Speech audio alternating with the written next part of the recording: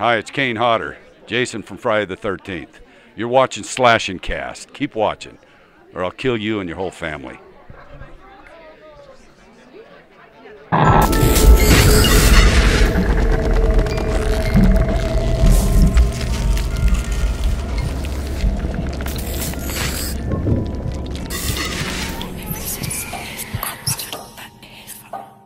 What's going on, horror fans? Welcome back to another episode of Slash and Cast. My name is Riley. That is Nick.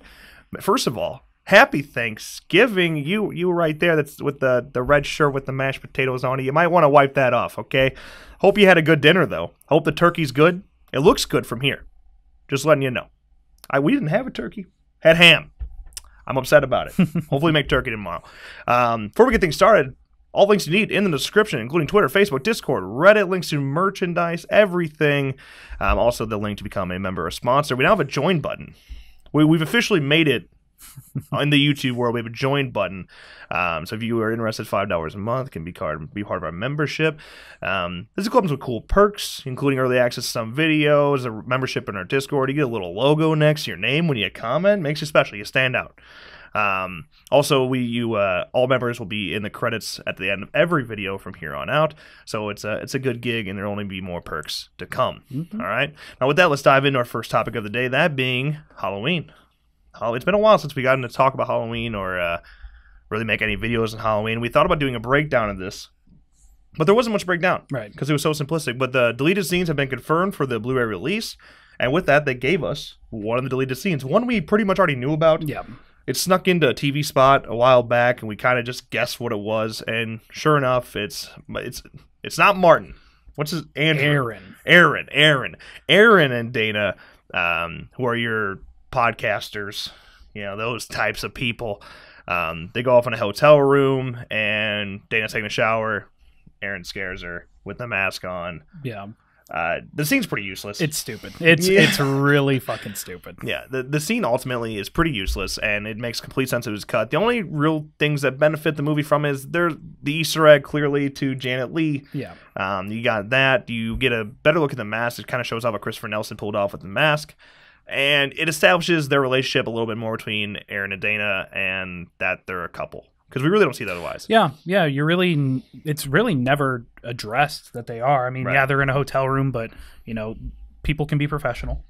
Yeah. And they don't have to be, be related and share a hotel room, especially when you're tight on money because you had to pay Laurie Strode. Yeah, $3,000.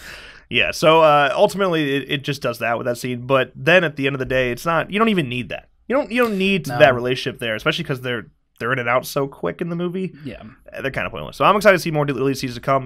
The other ending that was shot before that you saw in test screenings, that has not been confirmed for the Blu-ray, which I'm super bummed out about. Yeah, I hope they change their mind, or I hope it is there and they just haven't said anything about it yet. No commentary from David Gordon Green. Yeah, which I also think is a bad choice. Yeah. I think there should be a commentary track. I'd love to see David Gordon Green, Danny McBride, David Gordon Green, Jamie Lee Curtis, David Gordon Green, John Carpenter commentary. Any of those combinations would be really good. Yeah, I don't like. Jamie Lee Curtis has done commentaries in the past on like Halloween H2O and things like that. Right. But yeah, the Steelbook is still. I'm trying to remember the dates. That's what I was looking it up for. I think you're looking at January 13th, if I remember correctly. But yeah, and then it's available on digital December 22nd, I believe, or 26th. Don't quote me on that. I should have looked it up beforehand, but that wasn't what we were talking about. I just figured I should bring it up. Yeah, I'm excited. Wish it had come sooner. Yeah. Also, digitals often don't come with special features, and they never confirmed whether or not they do yet. That's what I'm waiting on. At this time. Maybe that information's come out by the time this is out, but at this time, has not. Okay? All right, let's move on to our next topic of the day. This is an interesting one, man, because things are changing. All right? The Child's Play remake world, as you may know, we are getting two separate Child's Play universes being created here, going at the exact same time.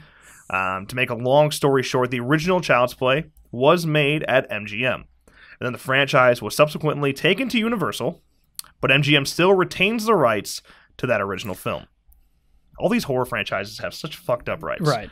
But last week we learned that Chucky will return to the big screen on June 21st of 2019, the same date, get this shit, the same date That's Toy Story 4. Toy Story 4 posted their poster or the trailer, I forget what it was, with their release date.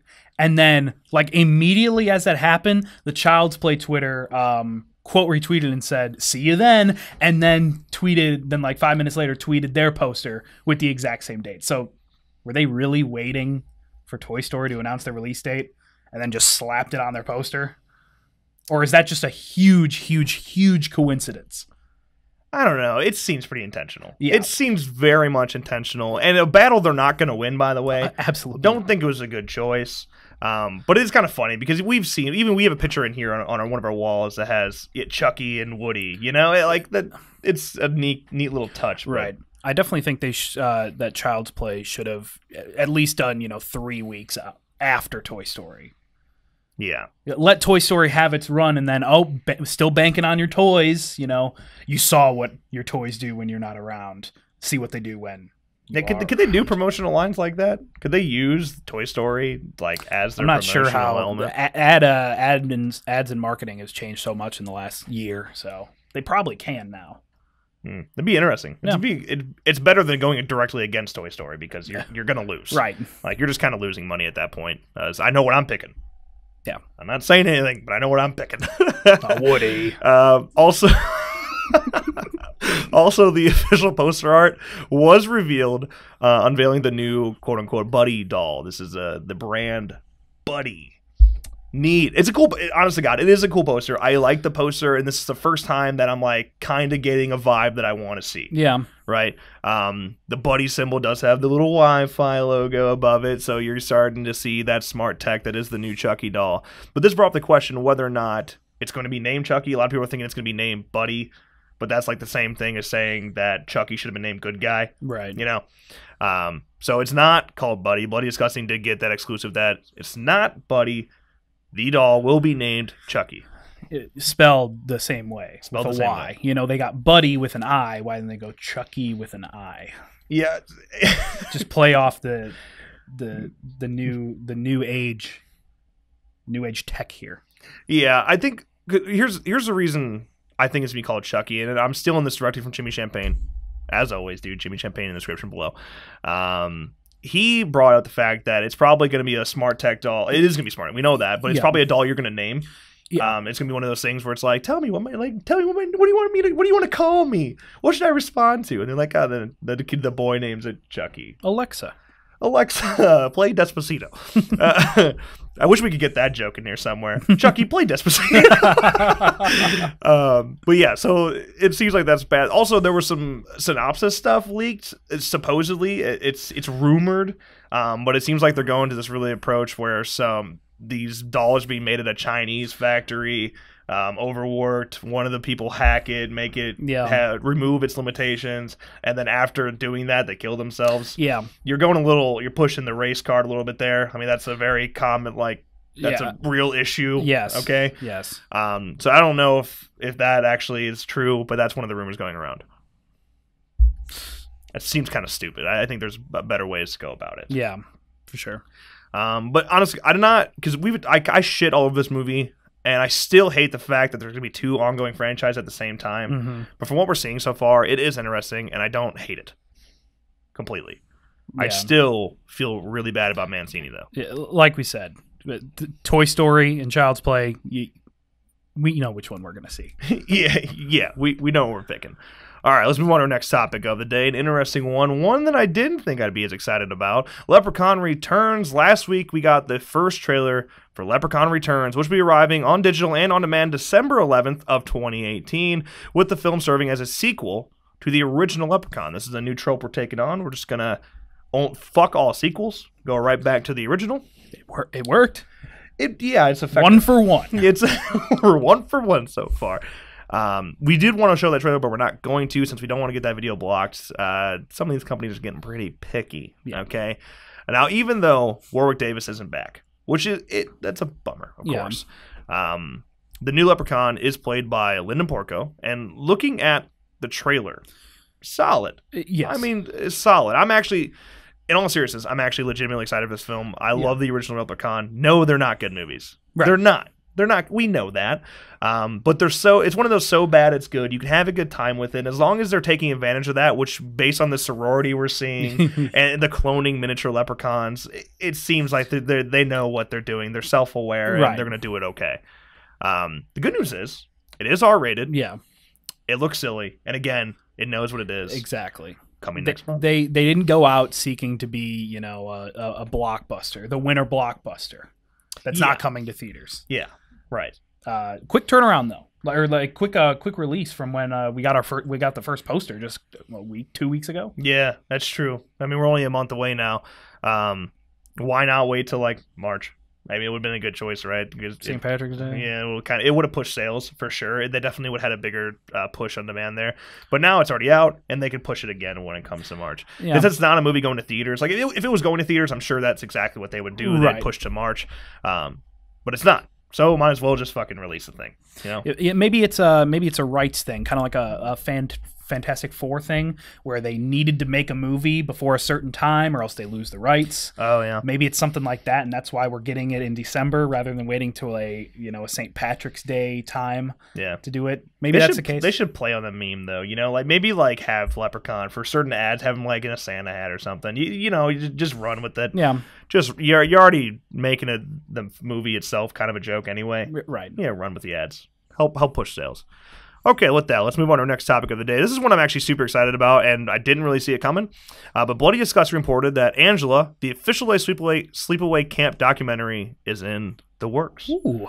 This is honestly, God, this is really cool. Angela is being executive produced by the original Angela Baker, Felissa Rose. Mm-hmm. This is good news.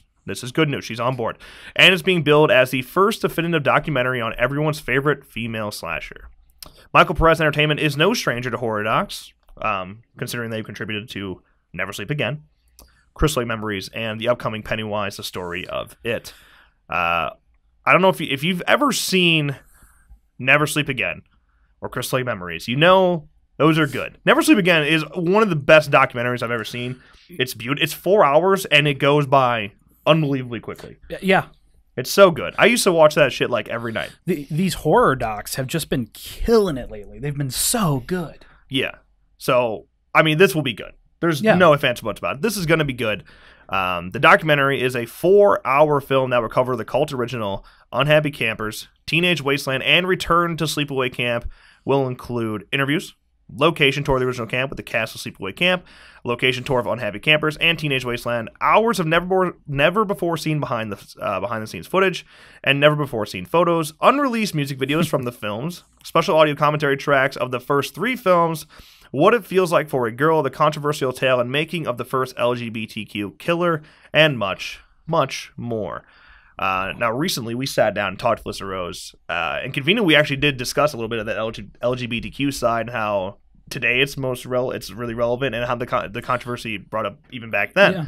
So I'm really excited to see this. I'm really excited to see them go into depth with this, because it is very interesting. It's one of the most unique twists in film, and it was really ballsy for the time, for sure. Yeah, if you haven't seen Sleepaway Camp, you have to. It's a staple.